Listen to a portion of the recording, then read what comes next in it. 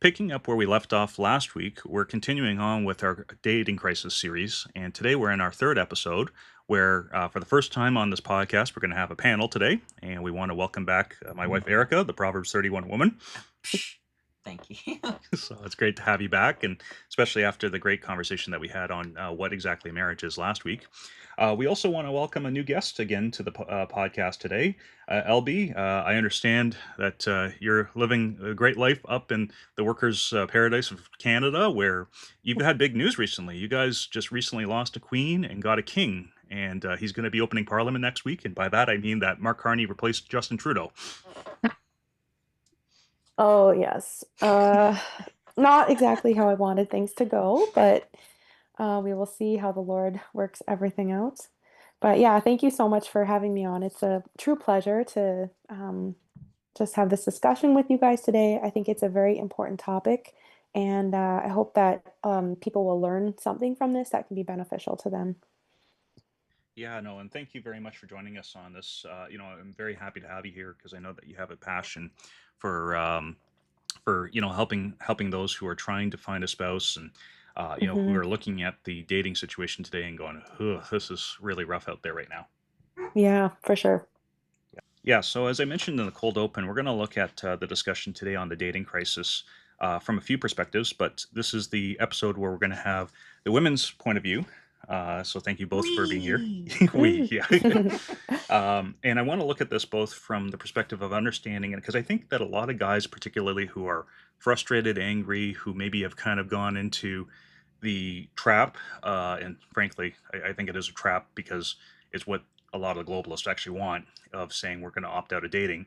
But I Mm, think those guys have fallen into the trap of feeling that they have a lot of grievances, a lot of which are legitimate, but they don't necessarily understand that there are problems on both sides, but with both men and women. So I want to get your perspective on that. Secondly, I want to get the perspective of what you guys are noticing with other women today, as far as what kind of you know traps they're falling into, what kind of advice that you have for them as well.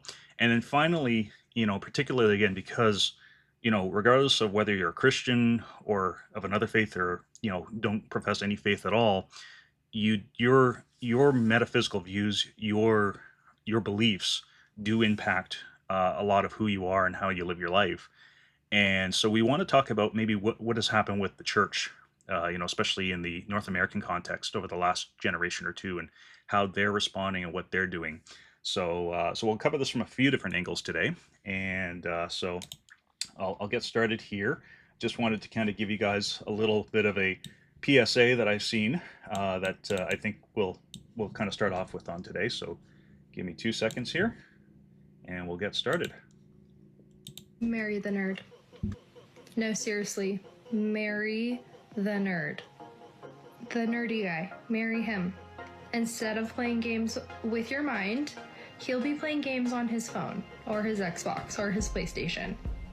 I promise you, life is so much simpler when you're dealing with a Star Wars collection and Pokemon cards and not waiting for them to text you back or wondering if they're gonna call.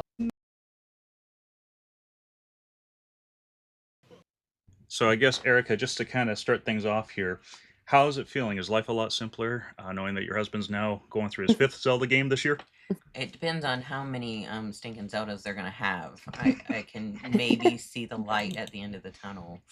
But I think you said what? There's like 13 or 14 of those Jokers. Oh my goodness. Yeah. Well, I saw the light at the end of the tunnel today, and I got the Power Glove because of it. Mm. Yeah. So, LB, any thoughts on this clip as well? This seems to be a popular one that's making its rounds on the internet right now. It made me laugh so much. Um, I would say yes, to the extent of marry someone who you weren't expecting, maybe. I like how she said, like, instead of wondering where he is or what he's doing, like, he's playing video games, like, that's a whole other issue. But you don't have to worry about maybe more serious stuff, if you will. So I do agree kind of where she's coming from. Amen. It's still a worry. It still can Yeah. be a worry. Yeah. Well, everything in moderation. Totally. Yes. Yeah. Now we have to define moderation. Yes. Okay. Yeah. So I want to start off first of all, not with where we are today in the dating situation, but where we've been. And one of our most popular videos right now on our podcast, 1 month in, is a segment about how Canadian leftist boomers hurt both their elders, so all the generations that came before them, and also their descendants to get ahead. And I'm going to show you guys a photo from the 1970s. It's a popular one. It's actually become a bit of a cultural icon with a phrase that feminists have really embraced. And I guess the question I want to ask you guys is, do you think that boomer women let down their daughters and granddaughters by what they prioritized and fought for? And, maybe give a little bit of context to your answer. Okay. So, the text itself reads, "A woman without a man is like a fish without a bicycle." I've personally, being a 90s child, have never seen this photo before. So, Me neither. yep. So, I mean, it makes sense. I mean, you watch that 70s show or things like that, it really was the the soapbox of the 70s. You don't need a man, or a bath, from the looks of it. And I mean, it took me a really, really long time. I know we're gonna watch a different clip later on, about a lady who was raised by a single mom. I was as well. So I saw a very strong female influence in my household, um, and it did, affect me in my early 20s and stuff, in my decision making of, I wasn't the person who really wanted to date. I was more of I wanted to work. I knew I wanted to be financially independent. So, Yeah, no, thanks. And how about you, LB? Yeah, I think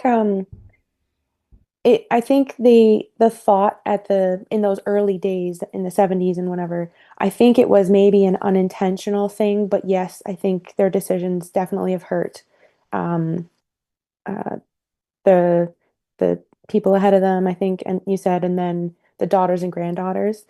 Um it's the fallout of the decisions that they've made. It's taken us, I'm a Christian, so it's taken us down a path further and further from biblical principles, from God's design for men and women, for husbands and wives, for families. And the further you go from God, the worse off you get. And now the pendulum has swung so far in that direction. And I think it's maybe coming a bit back, which we'll talk about later, from the men's perspective. But we're seeing the effects of that in society now. And it really is a breakdown of society, because where you don't have the family as the core, and God as the foundation, everything just kind of falls apart from that. Yeah, no, absolutely. And, we argued when we were talking about this last week that, marriage and family are institutions that go beyond the church. I mean, again, you can go back to any Hmm. society and see that Yeah. this was a way that every society organized themselves. But, what we're seeing in our time, especially with the rise of the feminist and postmodernist movements, is not just a, ignorance or, kind of neglect of God, but an outright rebellion against him, right? Yeah, yeah, There, absolutely. yeah, like it was written on our hearts or something. yes, but very explicitly here, Yeah. right? Unlike say the Yeah. ancient Romans or Hmm. right Attila the Hun, right? But no, that's great. So next thing I wanted to ask you guys is that as we kind of look at what's going on today, and we look at women, as they grow up, they get into early adulthood, and then they kind of approach, you know, midlife, right? We there's a theme these days that women spend their 20s basically chasing the bad boy, discovering themselves, traveling, partying, etc. And then get into their 30s and realize that all the good men have kind of gone away, and that kids also become a changing priority during that time as well, during that 20 years. Is this a real trend that you guys are seeing? And what do you think is driving it? Um, Yeah. Oh, go ahead. sorry. No, I mean, go ahead, Laura Beth, if you've got it. Oh, Yeah. this is going to be the whole thing. You can cut this out if you want, but it's going to be like, oh, sorry, you go ahead. You go ahead. Hmm. This is what you have when you have women on a panel. No, this is Yeah. good. This is a refreshing change from where we just kind of drone on for a while and then Oh the other my person goodness. picks up. Yeah, no, I think that's an excellent question. I can't speak specifically to the women in their 20s chasing the bad boy and partying and that sort of stuff. That was not my scene, and I never hung out with friends that did that sort of thing. But I can speak to myself included, a lot of women in their 20s investing in their career. And I think it's just you're investing in something other than the idea of pursuing marriage with a guy. So you're just spending so much time um, just working towards this goal you have in your head. And then I would say this is what happened to me, and I would say a lot for a lot of women. Um, I spent so much time investing in my career, and then the closer I got to 30, I was like, oh, I should really think about this. Like, okay, maybe I should start looking into dating, and then yeah, you don't know where to look for guys that are good men. That for me, that was a Christian. Um, and then I hit 30 and it's like, oh, what happened to the last decade? I think a lot of women, they get to 30 plus maybe, and they find they can't find a man of quality that they want to marry and spend the rest of their life with. And kind of what happened to me too is you come out of this like stupor, or you have like this dawning of realization that you think you've either wasted or invested your time for so many years into something else, whether it was good or bad, but it took you away from what maybe your heart truly desires, which is to meet a good man, get married, and have a family.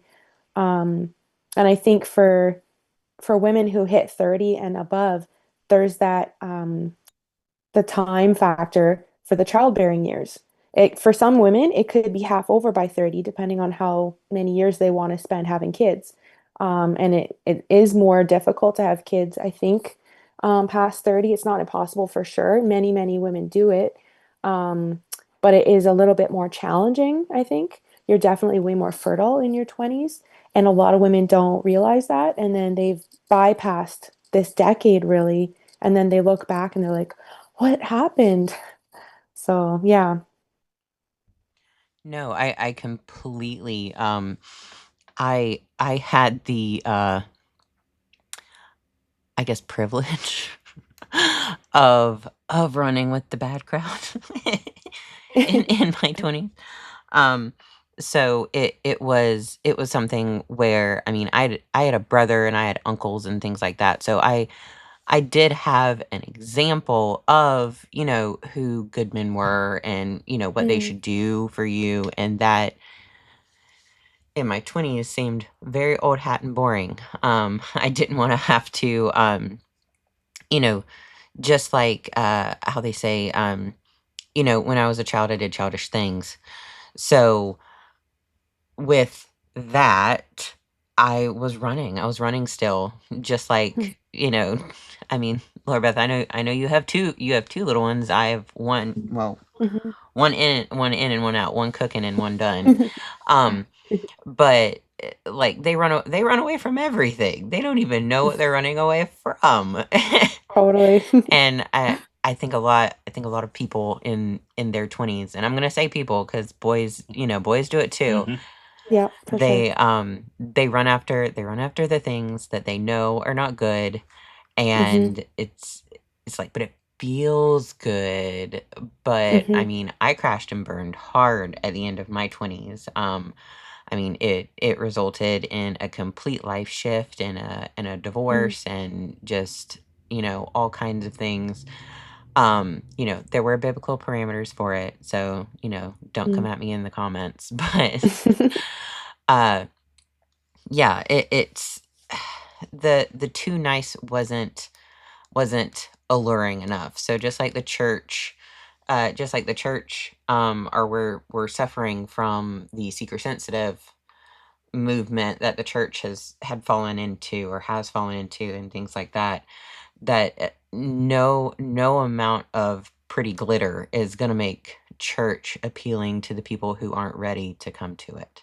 Mm, So that's a good point. Yeah, anyway. yeah. And as a follow up to this, guys, because again, one of the things I want to do is I want to, as I said, I don't want to make this just a discussion exclusively for Christians. I do think that there are biblical Yep. principles that are timeless, and if you give it a chance, they're applicable and they're going to benefit you, right? In your, no matter who you are, where you find yourself in life. Mhm. The other thing though too is that I don't want people to hear these discussions and say, because this is admittedly where a lot of the conversation is going with the dating crisis stuff online right now is do better, do better, do better. Mm, And it's coming from both men and women. They're basically almost mhm, yelling past each other in some cases. But I want to ask this question with that in mind is that, you know, presuming there is a young woman out there who is now in her 30s and kind of hitting that crisis point, either like you said, LB, from career reasons, or like you said, Erica, from running with the wrong crowd, right? They're in their 30s now and they're like, okay, I want to course correct, right? I know this is not going to be satisfying going down this path much longer. What advice and encouragement maybe do you have for women who are in their 30s, particularly even like their mid to late 30s, on how to find a good husband?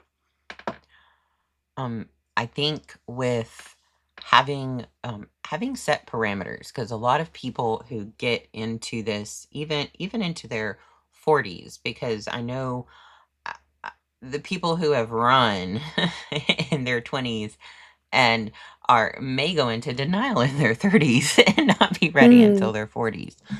Um, and not a shameless plug for how you and I ma- how you and I got married, but I mean, um, uh, there is a site called Christian Cafe. We're gonna bring it up again, second week in a row. Second week in a row. Second week in a row, yeah. A site called Christian Cafe. It's different from all the other sites. It's a little bit low tech. That's how I got my 80s child. Um, so but having those kind of parameters already set, I knew that I needed someone like you said, Laura Beth, who was a Christian, but I don't want to say a specific kind of Christian, but I knew right now mhm, that where I am in life and how I grew up and things like that, that I really don't ascribe to Catholicism, say. mhm, um so I knew that that was something that was kind of like, I need something that works with me and works with my family. I know we talked last time about and a little bit at the beginning about family structure and having um it really means something to have all the information out in the open, especially when you're trying to date. If you think, I really can't share this with my friends, or I really can't share this with whoever you find, with whoever you take counsel in, then that's a red flag. That is something that you really need to think about, because it's only going to get bigger and bigger. mm, Uh, so if you are not willing to talk about things, or if the other person that you are possibly interested in are like, why are you always telling your friends about this? It's like, because I need a sounding board. I, mm, our hearts are deceitful and wicked. They will lead us, they'll lead us into bad areas. So having counsel and having, um, I'm not gonna say nosy people. Like, don't pick the people who are like, girl, you don't need a man. Like, don't pick yeah, those kind of people. But yeah, people you trust and stuff, having that kind of counsel and parameters at the same time. Um, I know you might think slim pickings, that is like, I'm at the bottom of the barrel. Just give me a fish.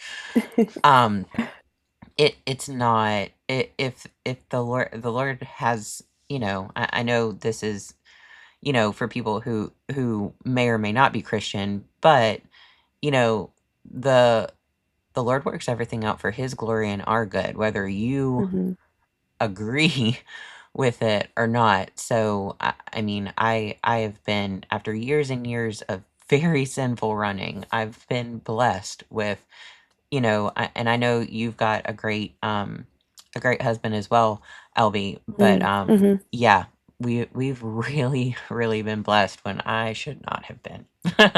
mm. Thank you for that, Eric. I just want to point out, just while we're on the Christian Cafe topic, Mm-hmm. I don't know if you know this, Albie. They're from Ottawa. Hmm.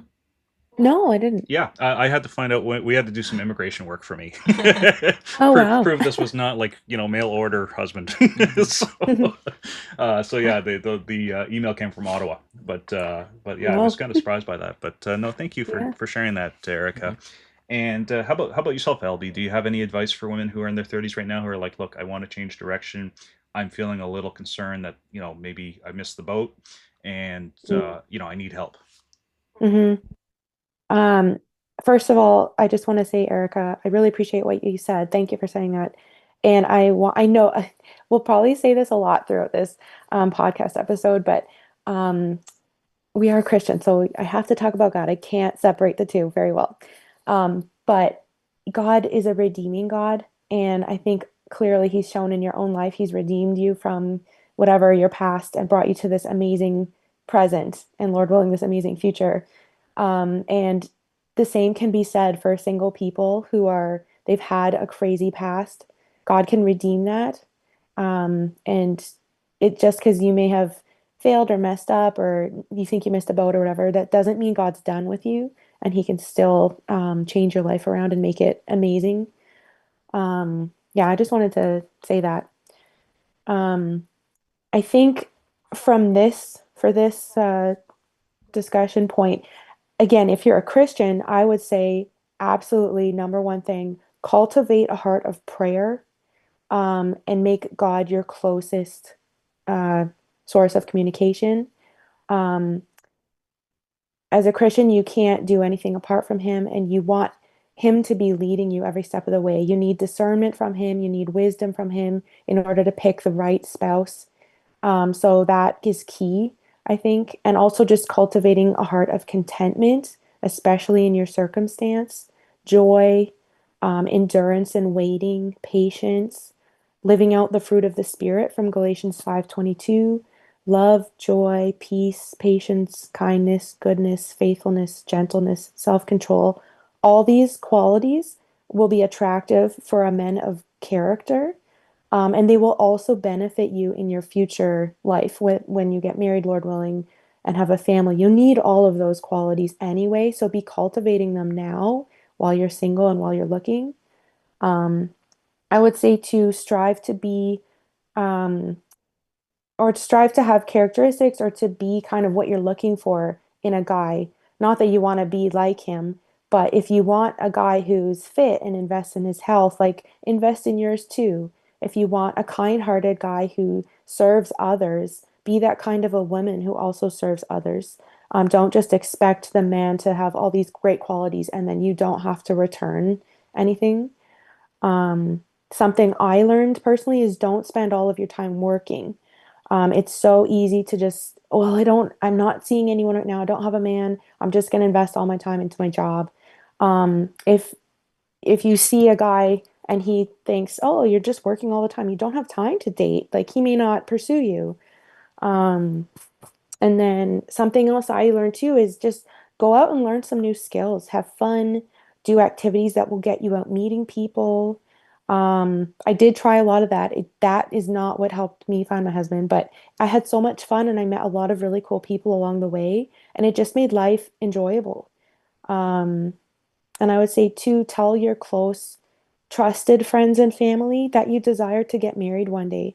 Um, and ask them if they're Christians, if you're a Christian, ask them to be praying for you or praying with you. Ask them, do they know of anyone of character that they can keep their eye out for you?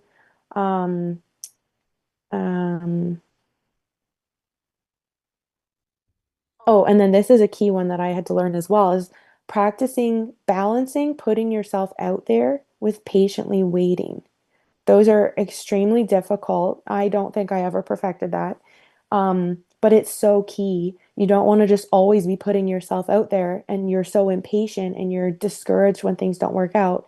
But you also don't just want to patiently wait around and then nothing ever happens. So somehow you have to find that balance and it can come and go in waves. I did the patiently waiting well and then I did the balancing, putting myself out there well. And like it was really hard to balance both of them. Um, But I think that to try and learn those kinds of skills, it'll help you, um, yeah, just as you're waiting, because we don't know when the timing of the singleness will end. We don't know, um, like when that person's going to come along. It could be like next week, it could be next year. So you just have to learn to live in contentment, but also be looking, also be putting yourself out there, if that makes sense, and let trusted people know that that's what you want. That's perfect. Um, I know that gone are the days. At least in friend groups, gone are the days of the stigma of the blind date. Um, Hmm. I know that that is how some of my family they didn't know each other from Adam's House Cat, and it was like, I think y'all's personalities would be like really cool, and they tried it, and they are married and have two beautiful children now, and they didn't Aw. get married until they were like he was like, I want to say he's like 45 and she's like 37 now, I think. Hmm. Anyway, but they were a lot uh anyway, they were very invested in their careers and things like that. And uh but it also made me think, when you said invest in yourself, as far as building those characteristics. One of my favorite Little Women quotes, because I I struggle. love Little Women. I know I it's love the so old. original and the book. Yes. I know it's so like old, like wah, wah, but it is one of my favorite. It's one of my favorite books and movies. Both versions, if anybody cares to know. But the when Joe and her mom, when it's like, I can't get rid of this anger. I cannot. Mm. And it's like, I wish I could be like you, mom. And the mom looks at Joe and it's like, you think I've got this down? I have just been practicing for 40 years. Yeah. um anyway, so it's one of my, like, the that's that is it's a lifelong thing. For the things that aggravate you about yourself and that kind of stuff, it's your sanctification journey. but Totally. Yes, for um sure. but it I'm trying to I'm sorry, I'm trying to cheat and read off of his question question All list good. to see what's coming up next. Yeah, no worries. And one thing I want to add in, guys, and this is maybe a bit of a teaser for the next episode that we'll do with the guys, but Mhm. I've seen a lot of videos kind of speaking a little bit to the issues, and I appreciate you guys are giving solutions to that. One thing that, Mm. LB, just even on what you said about, like, kind of, you know, you know, wisely putting yourself out there, right? Not always, not, Mhm. again, because not having the stench of desperation, but making sure you're not so exclusive that, it's like the next round of Bitcoin being offered up or something like that. But because these days a lot of guys will just take the Bitcoin. But Yeah. no, no, and those are the guys you don't want, by the way. But Yeah. but one of the things I'll say is that, like, I think for women, and I've been reflecting on this, and I find it kind of funny because I think women, when they do get married or when they feel like they found the one, they want a very exclusive relationship, and there's nothing wrong with that. In fact, that's very good, right? And that's the struggle that they have to deal with. But it's almost like, if I can put it this way for women to understand where guys are coming from, it's almost the reverse, where we're looking very much for exclusivity as a signal to kind of move ahead. So things that will kill that, if there's a guy you're interested in, don't go start talking to all the other guys and trying to make it look Mhm. like, well, there's a bit of competition. I might go with Joe over here, right? Mhm. Or maybe Pete is interested, right? That will kill, any interest, even from a guy who was interested in you. That'll kill it Mhm. right on the spot right there, because he's basically looking at that and saying, okay, so you're clearly not interested. And the other thing is, remember, the guy is at some point supposed to be the initiator, Mhm. right? Mhm. So if you're doing that, you're basically signaling to him, you are going to fall into that chasm of what is it? The chasm of rejection, despair, right? Mhm. By Mhm. Or approaching. the friend zone. Yeah, the The friend zone. friend. Yeah, the dreaded friend zone, right? So Mhm. so don't do that. But on the other hand, what you can do, if talk to the guys, right? If Mhm. no guy is ever going to be upset by a young lady, or and that, I mean, that includes anyone, as you tell me, Eric, all the time, anyone under 40 is young, right? Mhm. And so a young lady coming up and talking to him, he's not going to be like, I don't have time for Mhm. this, right? He'll make time. And Mhm. if it's going well and you're interested in him, you don't have to initiate, but you have to kind of give the permission to initiate, if I can put it that way. So say, it Mhm. was really nice talking to you. I'd love to talk some more, if you ever have some time, and let him then say, great, would you like to go for coffee? Right. And by the way, on Mhm. the whole ambiguity thing, if you're out for coffee, it's a date, right? Don't Mhm. pretend it's just coffee, Yeah. right? Because no one goes to Starbucks willingly, at least in my world. No, no. I would like to add too, Yeah. if the girl's gonna approach a guy, do it with a level head. Don't do it like you're too flirty, too boisterous, too like out there. You'll just come across as desperate or maybe high maintenance or something like that. Just have a normal conversation. Um, just like you're going and chatting with a friend. Like you might be a bit nervous. If he responds in like the way he's talking, like you might just get a little nervous or whatever. Maybe he's nervous, who knows? Um, He's but you nervous. just yeah. But just don't make it awkward if that makes sense. And I know that's hard to do for some people, but just try and have a level head, calm, like a calm attitude and like yeah, you just don't want to make it weird. Yeah, there we go. I was about to say weird. Weird is my like. She married weird. I was about to say I did. I Okay, well married maybe weird weird. works I for was some people. weird. Um, I mean no offense. no, no, no. It's totally fine. It's it like making.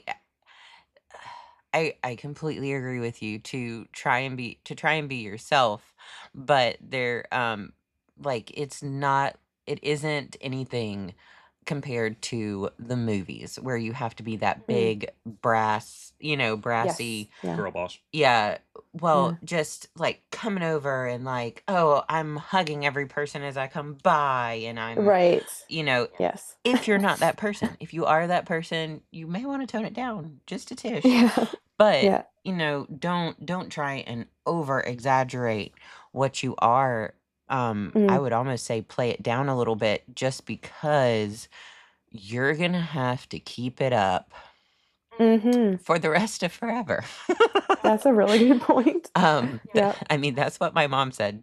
My mom, she's given me scads of advice. Don't get me wrong, but the two things that I kind of always carry with me are you don't want to start something that you are not willing to replicate forever, Mm, and she said marriage or relationship that is lasting, that you want to keep coming back to over and over. It's not that rush of endorphins. It should feel like a warm mhm. bath. You always want to get into a warm bath or a hot shower at the end of the day. And Except in Texas. yes, that's true. I want ice at the end of the day. Um but that is how meaningful and lasting love should feel, because you are going to crash and burn with that. Like there's always that level of yay when you first start a relationship and stuff like that, Mhm. but you should have that kind of warm enduringness feeling, Mhm. as you go forth. It shouldn't make you feel like you're on an adrenaline high every single time. Right. There should be some kind of like, I feel comfortable with you, not spazzed out. Yep. Yeah. Yes. Yes. Well said. Yeah, and I know that the ladies are looking very much on kind of the relational level of things. I know this is going to sound weird because I'm going to say the guys are very much objective driven, Hmm. right? We're Mhm. looking Mhm. to establish, okay, are we? This is why guys are like, are we in a relationship? Hmm. Right? Are we dating? Mhm. Is what level is this at? Am I introducing you to my parents, kind of thing, Hmm. right? I know for Yep. ladies it's a relationship. So let me offer maybe a little bit of advice that I You think. want And the pee on the tree moment. what? You want the pee on the tree moment. Oh, guess what's getting edited out? Sorry. It's Okay. okay. I No, it's missed fine. it. That's just a joke. Yeah. So anyway, yeah. Let's just put it away. The dog is claimed as turf on the Hmm. tree, right? But anyway, no. So here's one piece of advice, and this is why I think speaks to the crisis we're in right now, which is that if you have parents that actually have a good marriage, and I'm not saying perfect, but I'm saying good marriage where they actually communicate with each other and you're seeing how they work together, right? That's what you want to aim for, even in that first conversation, like you guys are saying. Like, you don't want to have an air, you don't want to have a persona that you're presenting, right? You want to talk in the same way that you would talk to somebody, if you're just kind of going about routine life, right? Not the movies, not Hallmark Channel, Hmm. just routine life, right? And seeing if that works. Like aim for that. If you don't have parents and who are together, and I get that, that's a lot of people these days. Hmm. Maybe an aunt and uncle, right? Maybe someone else, maybe a couple in your church, right? I Hmm. think that for both men and women, because this works both ways.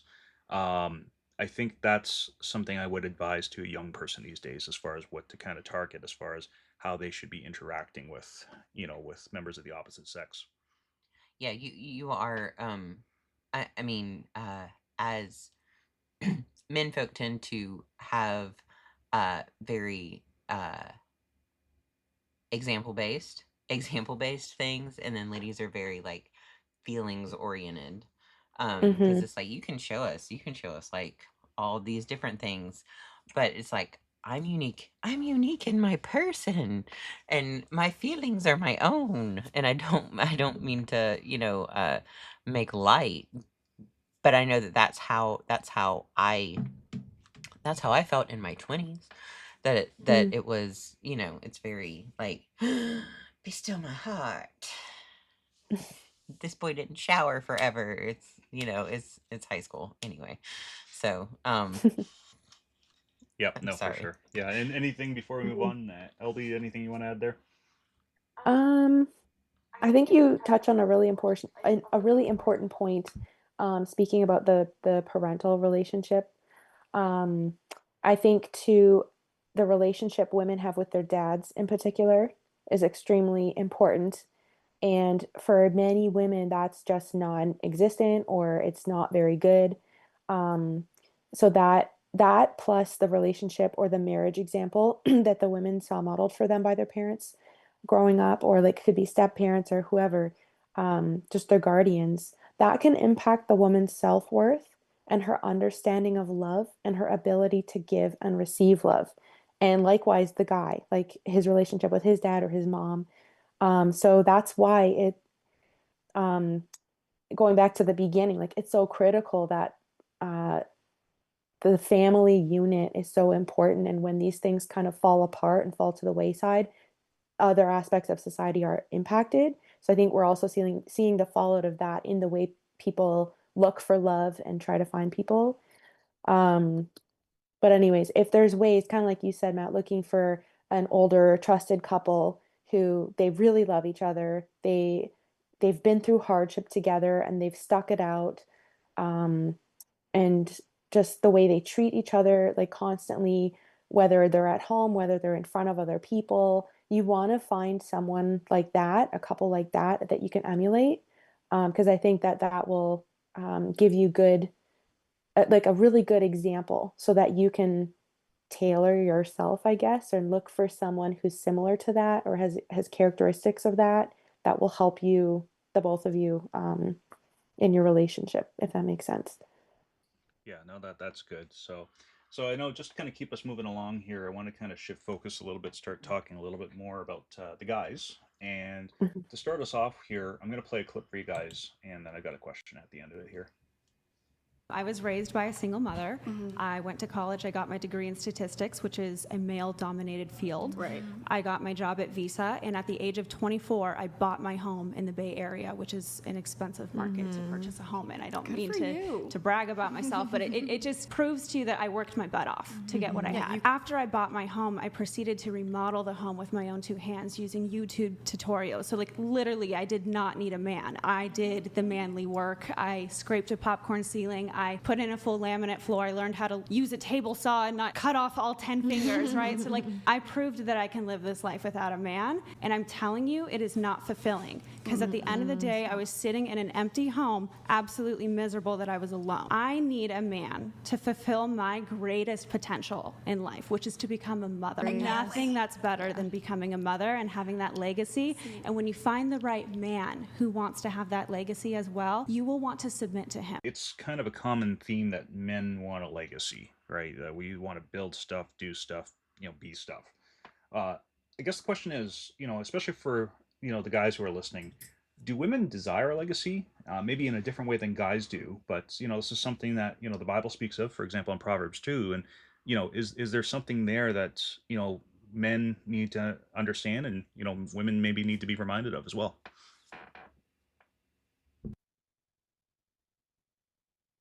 LB, I don't know if you want to start first. You don't have sure. to. Yeah, you don't have to, but Yeah, no, it's all good. Yeah, no, yeah, I thought that video was very, very interesting, and I appreciate her perspective.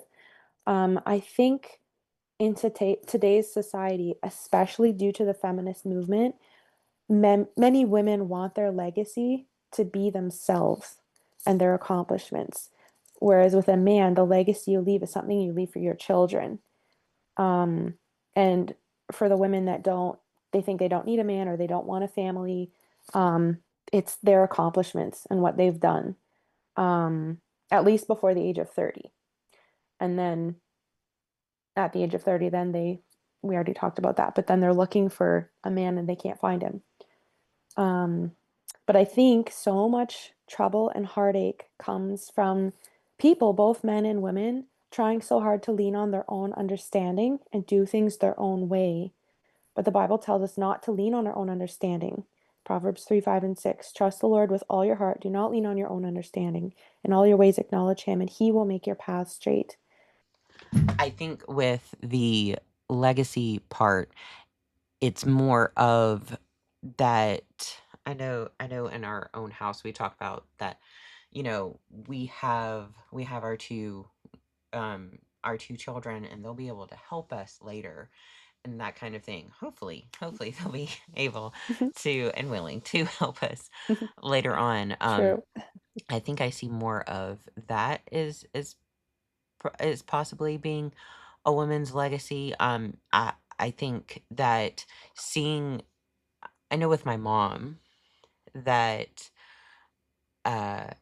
sometimes Matthew can't differentiate, like if we're on the phone together, it's like who is speaking. That having those kind of attributes and seeing them, good and bad, in our children and grandchildren and things like that is something I know that my mom has talked about that warms her heart, and that it's I think growing up she was like, I'm so sorry you're so much like me. yeah, no, that's good. So next question here, and this is maybe a little bit more introspective here, but I think that we need to kind of cover this. 10 years ago, men were very responsive and reactive in a fear of man way. Again, another thing the Bible warns against is fear of man. Men 10 years ago were afraid of being single and kind of being, on that outcast island there. There used to be a term incel. I don't hear much about that anymore, at least, particularly when it comes to men. They're just not afraid of being single anymore. And I guess the question for both you guys is, and I'll have you start, Erica, maybe on this one. What happened? Why are men, what changed with them, maybe over the last, 5 years or so? I think getting their hands smacked. I think like every time they reached in the cookie jar, they get their hands Yeah. smacked. um, like and then you see like a lot of movies that started up, like James Bond, and something you've been talking about like ad nauseum, Mission Impossible. Yes. Like Going to see it this weekend, by the way. But yeah. That I don't want to say romanticized, because that's not something that's very manly, but it incentivized, I guess, that lifestyle of jet setter by myself. Not to get I know you said introspective, but not to get way too personal, but you were, even this morning, you said when we woke up, Father's Day is coming in 3 weeks and I'm going to get to sleep. And having those very distinct things of being able to get their way all the time and just stay bachelory doesn't really affect men as much in their 30s or their 40s. It's when it's like, I can feel the rheumatism in my knee. Like maybe I do Mm, need some help. Yeah, that's good because I mean mm, that's the thing is that I think that the conversation, even with what we've talked about so far, has been focused on people in their 20s, 30s, and 40s, but there's another layer coming, right? And I Hmm. know that mhm, this was also important for me as well, is to know that not just that I'm going to get taken care of in old age, but that you would as well, Erica. So Hmm. yeah. So how about you, mm. LB? What do you think? What's changed with men that all of a sudden they're kind of tapping out all of a sudden?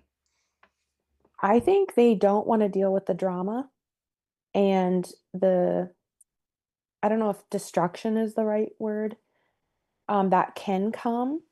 From what I understand, the pendulum has swung so far the other way in favor of women these days, and men oftentimes get the raw end of the deal. I've heard it said many times that in the event of a divorce, men lose way more than the women do. So a lot of men nowadays would rather not even get married in the first place, I think. Um, and I think too, social media plays a huge negative role in this. Women often take to social media to post about a bad date or a dating experience, a guy that made her feel uncomfortable. And guys generally don't want that stuff aired for the world to see, I think. It demonstrates a lack of respect for the guy, a lack of privacy to some extent. It feeds distrust. Maybe there's a bit of narcissism on the girl's part. And then while the woman might be garnering the sympathy of other women, they're doing so at the cost of pushing guys away. So I think they're trying to do it to help themselves, but in reality, they're hurting themselves. Yeah, no, I agree, and as again speaking from the guy's perspective here, and we'll cover this more on the next episode when we have the guys kind of cover the same territory as far as questions. Um, it is not a good final state to be in. I think one of the things that has done practically though in the present moment is to basically reassert this law of supply and demand, right? Hmm. And Hmm. there is not a supply anymore that there used to be for men, particularly men who, I think the men who are somewhat non-committal, if I had to guess, are probably tapping out a little bit more than the ones who really were like, yes, I do want to get married. The family man, like earlier Hmm. generations used to call. Although you're right, LB, like, again, I think this is the third time in a row we've mentioned this, even here in Texas, the probably the best place in the world, right? There is a law on the books because the federal government in the U.S. basically incentivized states to basically try to separate families and get alimony support and Oh payouts my. Huh. instituted by courts. And Wow. the Texas state basically passed a law saying to the judges, you have to maximize those support payments because we get a 1-to-1 match. Wow. Right. So it's evil, right? Wow. Again, you Mm, don't necessarily even need to be religious. That's evil, mhm, right? To do that mhm, because you're totally. going to affect the kids, no matter what. In that kind of case, if there definitely are kids on the scene, so I think Mm, I think you're right, LB, as far as kind of assessing, the fact that guys have kind of weighed weighed the whole scene and said, I find this wanting, right? yeah. But let me again just kind of give some hope to the women to hear this is that if guys are seeing women respond positively, and I'm not saying again because I want to be very clear, and I think I've indicated this so far this episode, and will continue to do so. The problem isn't just with women; the problem is with people, Hmm. right? We're Mhm, just seeing a particular phase of this whole pendulum cycle going through. But if guys do see women positively respond and say, sort of like what we saw in this clip, and I'm seeing more women doing this and saying, no, I bought into feminist lies. I bought into the world's lies, and I am miserable for it. And I want to mhm, change course. And if there is an effort to actually follow through with that, I think what you're going to see very similar to what has happened with a lot of elections recently in the West, non-voters all start showing up to vote in droves, and it mhm, changes the whole dynamic of things. I think a lot of men who are sitting out right now, will respond positively. And I'm not saying that, you know, it's all, you know, all the work is on the women's side, right? I think is work for men to do as well. But, you know, this is why, again, we're kind of doing this topic in this way, is to say, we want to kind of encourage you, we want to help you to find somebody. But Mm-hmm. uh, as you put that effort in there, and sort of going back to what you guys were saying as far as how to kind of put yourself out there in a responsible way, that is going to start yielding fruit, because maybe a guy who's not interested is going to start noticing. And as I said, you keep on talking to him and you actually get to be friends a little bit, you know, and he's kind of sold off, or sorry, not sold off, but he's written off marriage and dating. He may change his mind if he actually enjoys spending time with you, Mm-hmm. Mm-hmm. Totally. right? So, I would say the number one thing is um, character. One of the top things a good woman is looking for in a good man is his character. How is he going to treat her? How does he treat other people? How does he respond to disappointment? How does he handle seasons of waiting and hardship? How does he speak? What's his speech like? Is he kind and respectful? Does he swear a lot? Does he have any habits that don't line up with the woman's values? These qualities and character traits give insight into his behavior and how he will treat his future wife and children, and also how he will react when things don't go his way or are out of his control. Um, I would say to understand, for anyone who's maybe a bit discouraged, you do not have to have it all together to find a good woman. Just be working on yourself where you need to and have your goals that you're working towards. For Christian men, don't be complacent in your walk with the Lord. I would say, just from my own experience, married to my husband, you need your faith as a Christian. You need it even more when you're married. You need it even more than that when you've got children. Um, are you actively growing in your relationship with God? Do you spend time with Him daily, reading your Bible, praying, studying the scriptures? Do you understand the importance of attending church every week in order to be fed spiritually and fellowship with other believers? Are you serving? Are you pursuing godly, edifying friendships that will hold you accountable for the things you're working on? Um, One role as a husband, for the Christian husband, is to be the spiritual leader in the home. Are you working on this while you're single so that when you meet that good woman, you're ready for that high calling? Um, for the men too, are you cultivating a heart of prayer, contentment, humility, loyalty, purity, self-sacrifice, the fruit of the Spirit? And just some other practical things.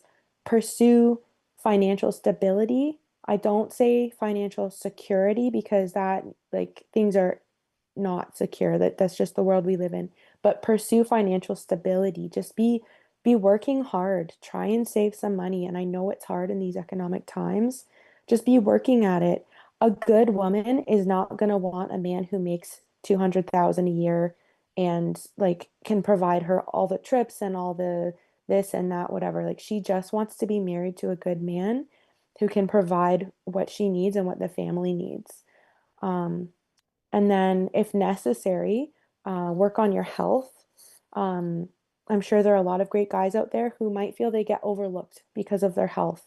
You don't have to be perfect, you just have to be working on it. And then my last point is learn how to cook even one meal. Your future wife will love you for that.